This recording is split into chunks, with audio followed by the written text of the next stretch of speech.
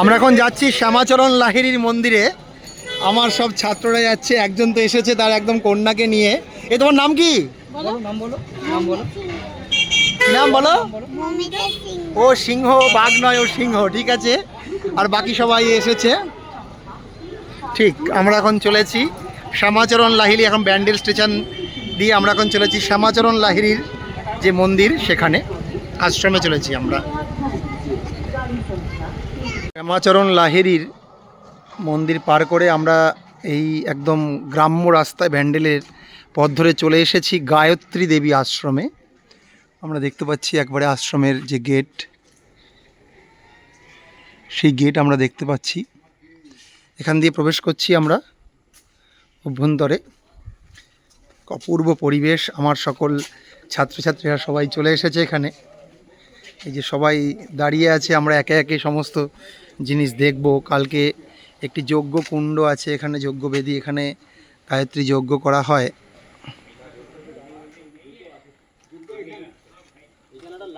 ও আচ্ছা,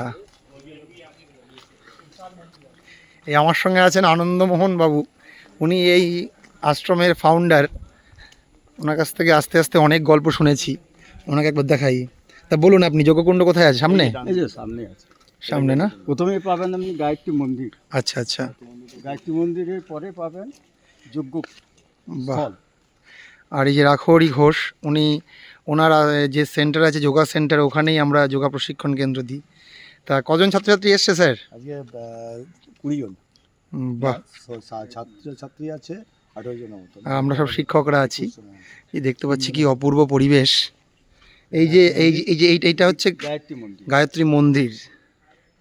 আমরা দেখতে পাচ্ছি গায়ত্রী মন্দির, এক অপূর্ব জায়গা।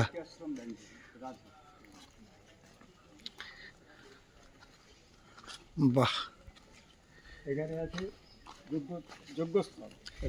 এটা হচ্ছে যজ্ঞস্থল। ঠিক, হ্যাঁ, এই যে যজ্ঞস্থল। এখানে আছে দ্বাদশ মহাকাল। আচ্ছা, দ্বাদশ। ব্যান্ডেলের মধ্যে এত সুন্দর জায়গা আমাদের জানাই ছিল না। আচ্ছা, একটা বিষয় আপনার কাছ থেকে জানতে চাইছি। আচ্ছা, এখানে কি থাকার ব্যবস্থা আছে সাধারণ মানুষ যদি আসে? সমস্ত থাকার ব্যবস্থা। আচ্ছা, তার জন্য কি করতে হবে তাদেরকে? আছে, আগে থেকে ইনফরমেশন দিতে হবে। আচ্ছা, তাহলে এখানেই প্রসাদ পাবে, তারা এখানেই থাকবে, তাই তো? এই ইনফরমেশনটা আগের থেকে দিতে হবে। বা খুব সুন্দর। আমি এই ভিডিওতে একেবারে কন্ট্যাক্টের লিঙ্ক আপনাদের দিয়ে দেবো, কোন নাম্বারে যোগাযোগ করতে হবে, তাই না? এটা হচ্ছে আমাদের প্রার্থনা হল, বা কোনো কিছু মিটিং টিটিং হলে। আচ্ছা, এই প্রার্থনা হল আছে এখানটায়। দেখতে পাচ্ছি কত বড় বড় আম্রবৃক্ষ। দ্বাদশ জ্যোতির্লিঙ্গ। আচ্ছা, এখানে দ্বাদশ জ্যোতির্লিঙ্গ আছে।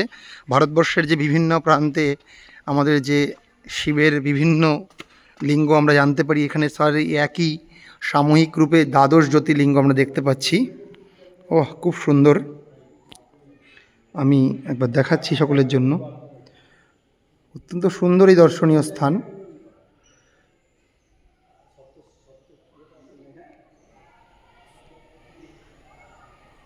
মহাকাল শিব, তারই যে দ্বাদশ রূপ, সেটা একত্রিতভাবে এখানে আছে। এক দর্শনীয় স্থান।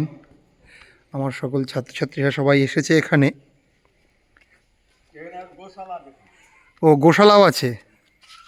আচ্ছা, তো ঠিক আছে, পরবর্তী ভিডিওতে আমরা গোশালা বা আরও অন্যান্য সমস্ত কিছু দেখব।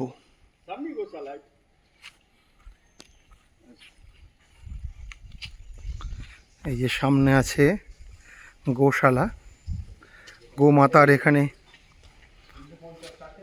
সেবা করা হয়। এই যে দেখতে পাচ্ছি আমরা কত গাভী এখানে আছে।